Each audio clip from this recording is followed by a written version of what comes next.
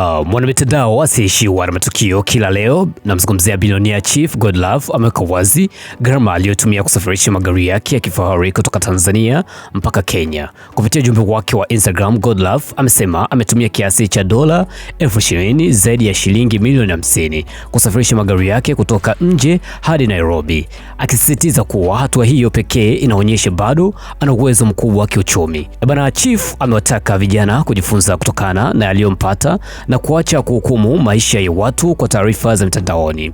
Ameongeza kuwa mafanikio ya kweli hayawezi kupimwa kwa tetesi, bali kwa juhudi na uthubutu wa mtu binafsi.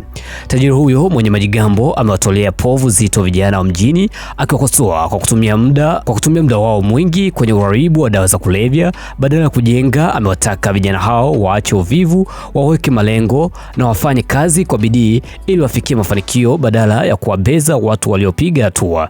Bwana, mtazamo wako ni upi hapo chini? Sema comment kulingana na hiki ambacho Chief amekiongea, kuwa bado yeye ana hela licha ya kuonekana kuwa amefirisika kwenye mitandao ya kijamii, lakini yeye anakuambia bado ana hela. Bwana, dondosha hapo chini, sema comment, muhimu sana. Mimi ni Mr. Baro, the king of all black men _ the worldwide world, that's my name.